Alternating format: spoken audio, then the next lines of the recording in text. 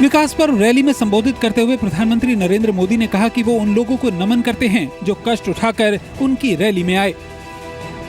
देश बदल रहा है, उस बदलाव में गति देने के लिए आए। मैं इसलिए आपका हृदय से बहुत बहुत बहुत बहुत आभारी हूँ।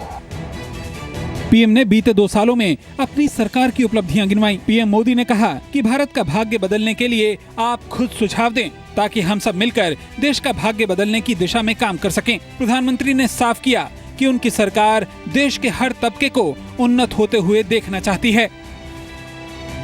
एक साथ इतने सारे विषयों पर काम चालू हुआ हो और इतनी तेज गति से चलता हो, वो आजादी के बाद पहली बार हुआ है।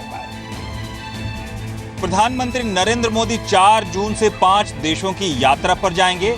इस बीच स्विट्जरलैंड के दौरे पर पीएम स्विस राष्ट्रपति से काले धन के मुद्दे पर भी चर्चा कर सकते हैं। आगामी 4 जून को प्रधानमंत्री अफगानिस्तान, कतर, स्विट्जरलैंड, अमेरिका और मेक्सिको की यात्रा पर रवाना होंगे।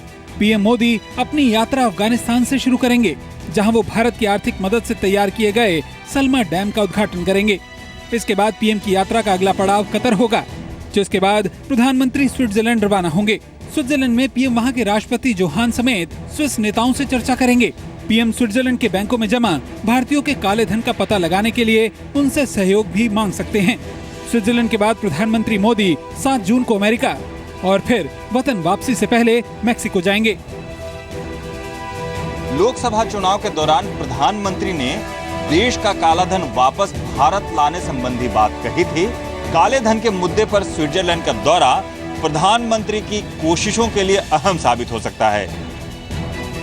केंद्रीय गृह मंत्री राजनाथ सिंह ने कहा है कि उनकी सरकार देश को तोड़ने की किसी भी कोशिश को बर्दाश्त नहीं करेगी। राजनाथ ने देश में आतंकवाद के मुद्दे पर चिंता भी जताई। गृह मंत्री ने पठानकोट की जांच को लेकर पाकिस्तान के रुख पर भी सवाल उठाए हैं।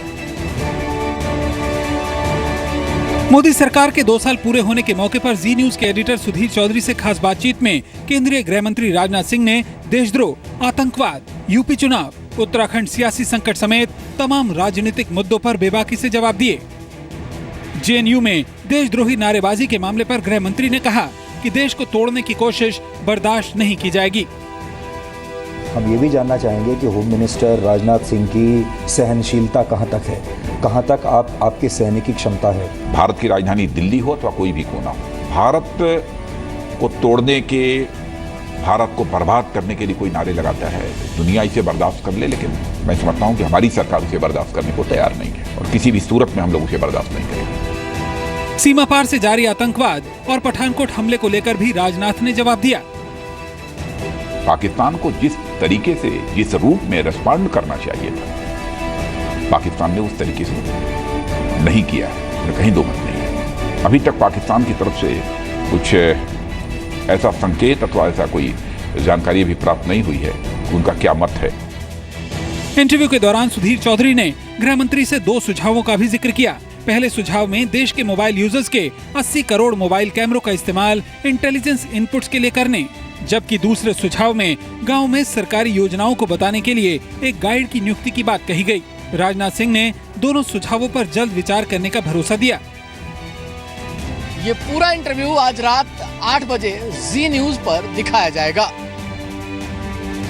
विदेश मंत्री सुषमा स्वराज ने आज पीएमओ की 6 भाषाओं की अपग्रेडेड वेबसाइट को लॉन्च किया। लॉन्च के बाद विदेश मंत्री ने ट्वीट किया, जिसमें उन्होंने कहा कि सरकार की ये 6 रीजनल भाषाओं की वेबसाइट सरकार के एजेंडे और सुशासन की चर्चा को आगे बढ़ाएगी। दिल्ली में विदेश मंत्री सुषमा स्वराज ने पीएमओ की वेबसाइट के अपग्रेडेड वर्जन को लॉन्च किया तो प्रधानमंत्री नरेंद्र मोदी ने भी खुशी जताई। प्रधानमंत्री ने ट्विटर पर लिखा, पीएमओ की वेबसाइट को 6 भाषाओं में लॉन्च करने के लिए सुषमा स्वराज जी का धन्यवाद। इसकी मदद से मेरी आप सभी से बातचीत मजबूत होगी। वेबसाइट का नया वर्जन बंगाली, मराठी, गुजराती, मलयालम, तमिल और तेलुगु भाषाओं में देखा जा सकता है। सुषमा ने उम्मीद जताई कि वेबसाइट के लॉन्च से लोग प्रधानमंत्री और सरकार की योजनाओं को और करीब से जान पाएंगे। एनडीए सरकार इस बात में विश्वास रखती है कि लोगों से उन्हीं की भाषा में संपर्क बनाया जाए। पीएमओ की वेबसाइट के ये संस्करण उसी का एक हिस्सा है। मोदी सरकार की खास बात ये है कि वो देशवासियों से सीधा संवाद रखने में विश्वास करती है।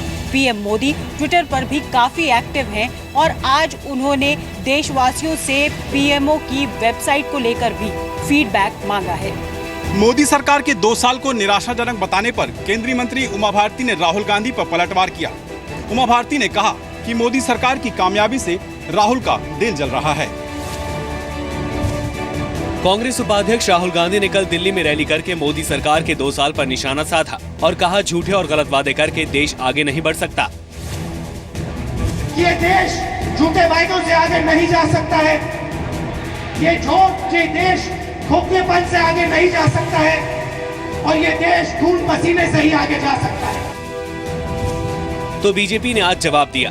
केंद्रीय मंत्री उमा भारती ने कहकर पलटवार किया कि राहुल गांधी का दिल जल रहा है। दिग्विजय सिंह जी का और राहुल गांधी का दिल जल रहा है सर में सफलता से। दिग्विजय सिंह जी का और राहुल गांधी का दिल जल रहा है सर में सफलता से। कांग्रेस जहां मोदी सरकार को हर मोर्चे पर फेल बता रही है, वहीं सरकार अब कांग्रेस के हर वार पर पलटवार करके उन्हें जवाब दे रही है।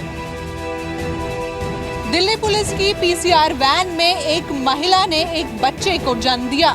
ये महिला ट्रेन से हरियाणा जा रही थी, तभी रास्ते में हुए लेबर पेन के बाद परिवार वालों ने पुलिस को मदद के लिए बुलाया। आज सुबह दिल्ली पुलिस की पीसीआर वैन को एक कॉल में सब्जी मंडी रेलवे स्टेशन पर एक प्रेग्नेंट महिला को लेबर पेन की सूचना मिली थी, जिसके बाद मौके पर पहुंचे पुलिस टीम ने बिना एम्बुलेंस का इंतजार किए पीसीआर से ही प्रेग्नेंट महिला को बाड़ा हिंदुराव अस्पताल ले जाने का फैसला किया। लेकिन स्टेशन से अस्पताल के रास्ते में ही महिला की डिलीवरी हो गई। तो हम 5 मिनट में सब्जी मंडी स्टेशन पहुंच गए। वहाँ पर देखा तो एक लेडीज परेशान है, तो हम स्ट्रेचर पर उसको लेकर आए तो उसको रास्ते में ही डिलीवरी हो गई।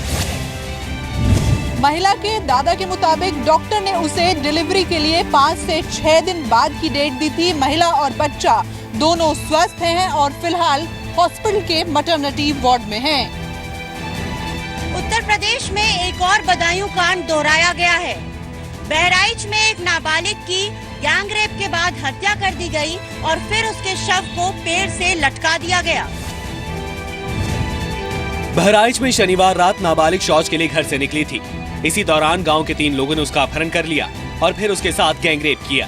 इसके बाद पीड़ित लड़की के आरोपियों ने गला दबाकर हत्या कर दी और शव को पेड़ से लटकाकर फरार हो गए। वहाँ के थानाध्यक्ष थाना प्रभारी को भी चेतावनी दिया गया है कि अगर जल्दी गिरफ्तारी अभियुक्तों की नहीं होगी तो उनके विरुद्ध भी कार्रवाई की जाएगी। पीड़ित परिवार की शिकायत पर ही 3 लोगों के खिलाफ एफआईआर दर्ज की गई है। हालांकि पुलिस अब तक आरोपियों को गिरफ्तार नहीं कर पाई है। मामले में 4 सिपाहियों को निलंबित किया गया है। इसी बीच सामाजिक कार्यकर्ता और विपक्ष ने यूपी की अखिलेश सरकार पर हमला बोला। महिलाओं के प्रति अपराध के मामले में इन्होंने प्रथम स्थान जरूर प्राप्त किया है। मुलायम सिंह की सरकार महिलाओं को प्रोटेक्शन देने में टोटल असफल रही है। उत्तर प्रदेश में अगले साल होने वाले विधानसभा चुनाव से पहले समाजवादी पार्टी एक बड़ा सियासी दांव चलने वाली है। सूत्रों की माने तो समाजवादी पार्टी और आरएलडी के बीच लगभग गठबंधन तय है। सूत्रों की मानी जाए तो उत्तर प्रदेश में साल 2017 में होने वाले विधानसभा चुनाव से पहले समाजवादी पार्टी और राष्ट्रीय लोकदल के बीच गठबंधन हो सकता है। अजीत सिंह और मुलायम सिंह यादव के बीच इसी गठबंधन को लेकर मैराथन मुलाकातों का दौर भी जारी है। आज दिल्ली में मुलायम के घर पर ऐसी एक बैठक में हिस्सा लेने के लिए अजीत सिंह पहुंचे। इस दौरान मुलायम के भाई शिवपाल यादव भी मौजूद थे। माना जा रहा है कि अजीत सिंह ने मुलायम के सामने खुद को राज्यसभा में भेजे जाने की शर्त रखी है। राज्यसभा चुनाव आगामी 11 जून को होने वाले हैं। समाजवादी पार्टी पहले ही अपने राज्यसभा के प्रत्याशियों के नाम का ऐलान कर चुकी है। अगर ऐसे में अजीत को राज्यसभा भेजने का समाजवादी पार्टी फैसला करती है तो उसे अपने किसी चुने हुए प्रत्याशी का पर्चा वापस करवाना होगा। अगर आप भी OLX जैसी ऑनलाइन साइट से कोई सेकेंड हैंड चीज खरीदने की सोच रहे हैं तो हो सकता है ऐसी कोई खरीद आपको भी जेल पहुंचा दे। नोएडा पुलिस ने ऐसे ही OLX से कार खरीदने वाले एक शख्स को चोरी की कार खरीदने के लिए गिरफ्तार किया है। हालांकि चोर अब तक फरार है। नोएडा के रहने वाले सेना के रिटायर्ड अधिकारी कुलवंत सिंह की होंडा सिटी कार अगस्त 2015 में चोरी हो गई थी। कुलवंत सिंह दूसरी कार खरीदने के लिए OLX पर सर्च कर रहे थे, तभी उन्हें अपनी ही कार OLX पर बिकती हुई नजर आई, जिसकी सूचना उन्होंने पुलिस को दी। बाद में पुलिस ने कार और कार खरीदने वाले रफीक अहमद नाम के एक व्यक्ति को पकड़ लिया है। हालांकि हैरानी की बात है कि कार चुराने वाला अभी भी पुलिस की पहुँच से बाहर है। हरियाणा में एक बार फिर जाट आंदोलन की आग भड़क सकती है। जाट नेताओं ने सरकार को धमकी देते हुए हरियाणा में आगामी 5 जून को जाट न्याय रैली निकालने का फैसला किया है। दिल्ली में आज अखिल भारतीय जाट संघर्ष समिति की बैठक हुई। बैठक में हरियाणा समेत कई राज्यों के जाट नेता शामिल हुए।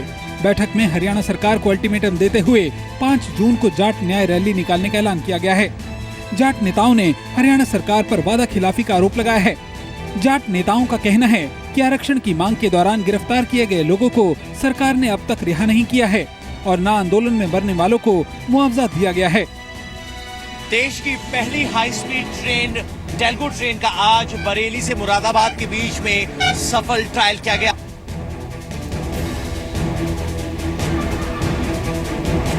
भारत की high speed train Talgo train